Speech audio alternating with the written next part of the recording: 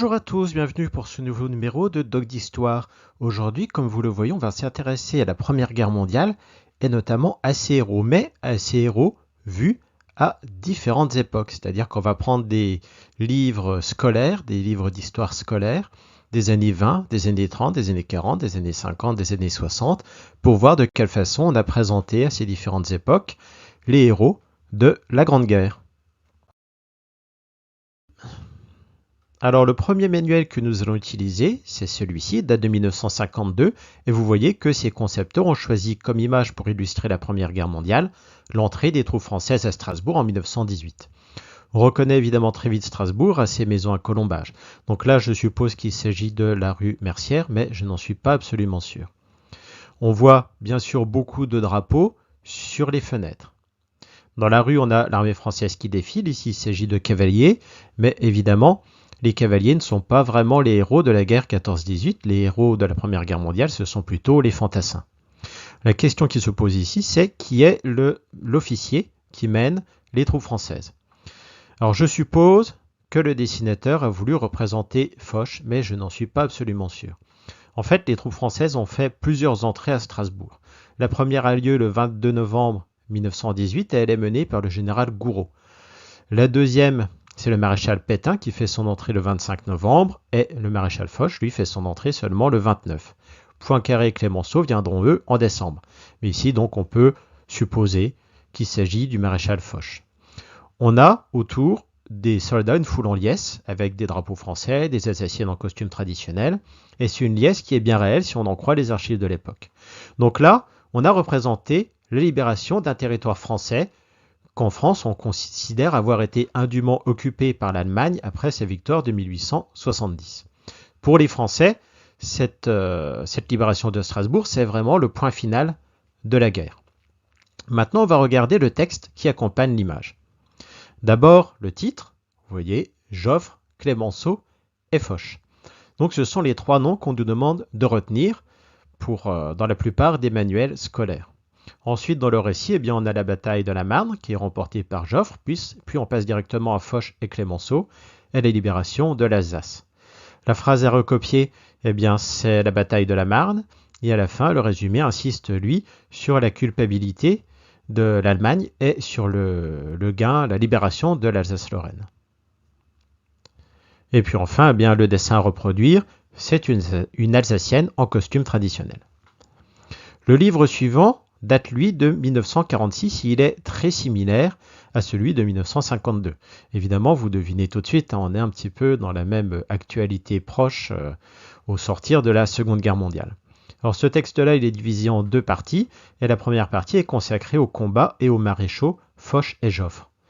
On parle, bien sûr, de la bataille de la Marne, on parle de Joffre, et puis ensuite on enchaîne sur Foch qui continue et achève le bon travail de Joffre.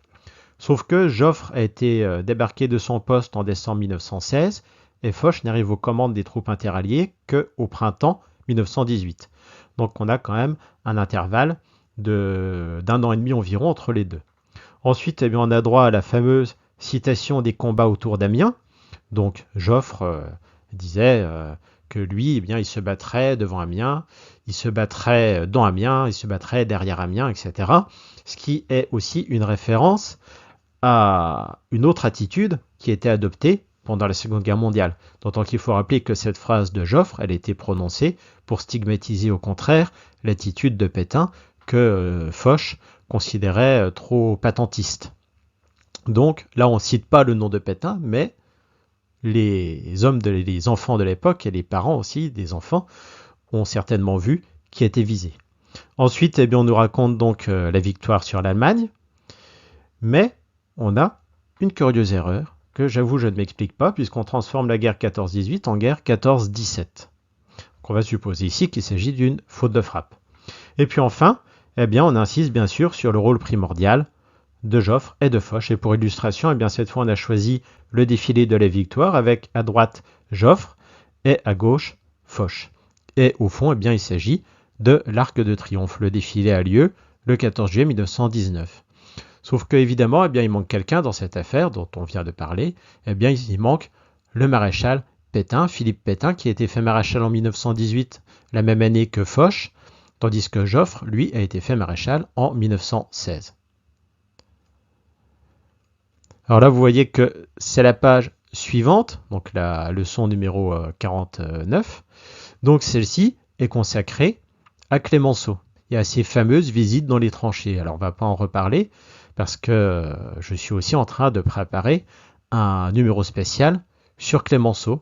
Mais donc, dans ce livre, eh bien, on retrouve à nouveau notre triptyque Joffre, Foch et Clémenceau. Et ici, dans un autre manuel scolaire de 1950, cette fois, eh bien, on retrouve à nouveau Joffre, Foch et Clémenceau, mais cette fois, eh bien, on leur adjoint un quatrième larron qui est donc Gallieni. Alors l'importance de Gallieni dans la Première Guerre mondiale, elle est tout de même assez relative. Il est gouverneur de Paris entre 1914 et 1916 et ministre de la guerre entre 1915 et 1916. Il meurt en fonction en 1916. Donc juste après avoir dû quitter son poste.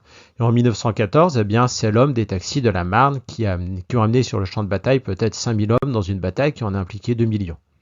Mais il est vrai que ça a peut-être aussi contribué à souder la population.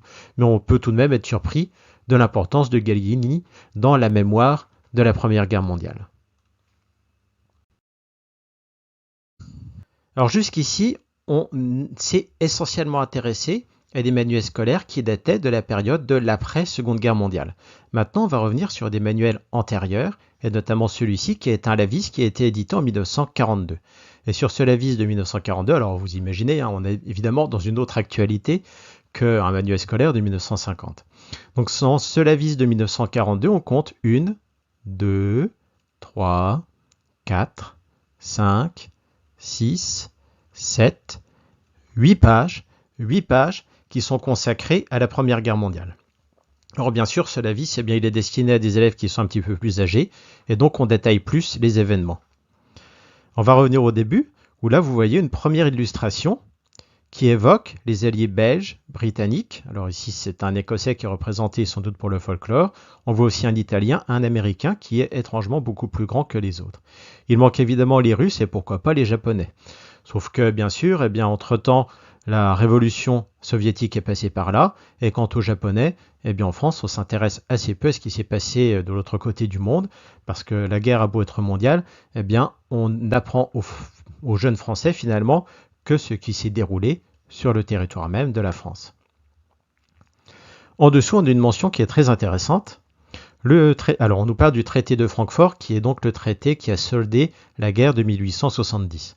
Donc, le traité de Francfort était désastreux pour la France, elle avait pourtant observé scrupuleusement. Évidemment, c'est une référence aux contestations allemandes quant au traité de Versailles de 1919. Et c'est ce que nous dit ici le texte est exact, c'est-à-dire que le traité de 1871 était au moins aussi dur que le traité de Versailles de 1919. Et effectivement, la France l'avait respecté scrupuleusement, avait payé des indemnités, il me semble, à peu près aussi élevées que ce qui a été demandé à l'Allemagne en 1918, en 1919. Alors, ça peut surprendre ici cette mention dans un livre scolaire qui date de l'époque de la collaboration. Mais en fait, ici, eh bien, on est sans doute dans une réédition d'un ancien Lavis. Lavis lui-même, d'ailleurs, est mort en 1922. Et donc, là, c'est sans doute une réédition avec assez peu de réécriture, finalement. Donc ensuite, on a droit à un récit très détaillé de la Première Guerre mondiale. Et dans ce récit très détaillé de la Première Guerre mondiale, évidemment, eh bien, on parle de la bataille de Verdun et notamment du général Pétain qui deviendra bientôt le maréchal Pétain.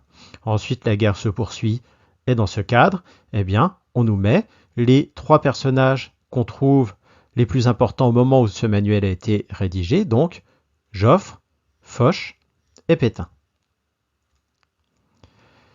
Alors pour terminer, on va regarder juste un tout petit peu un autre manuel qui, celui-ci, date de 1920.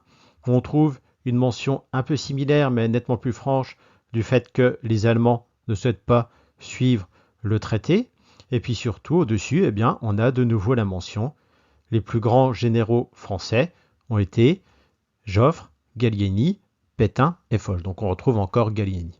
Alors vous aurez compris ici le jeu, eh bien, c'était de chercher le maréchal Pétain. Évidemment, après la Seconde Guerre mondiale, dans l'immédiate période d'après-guerre, il disparaît complètement des manuels scolaires, qui souvent évitent même de parler de la bataille de Verdun, qui est pourtant pour les soldats français un lieu de mémoire, un des principaux lieux de mémoire de la Première Guerre mondiale. On comprend facilement les hommes de cette période d'avoir voulu évidemment cet oubli. Le problème quand on fait ça, c'est qu'on laisse la parole à d'autres, et la plupart des enfants français de cette période ont forcément un grand-père qui a connu Verdun et qui a pu remplacer le discours de l'école. Alors aujourd'hui, évidemment, eh bien, on évoque Pétain et Verdun, et aujourd'hui, l'objectif n'est plus d'effacer, mais il est de comprendre.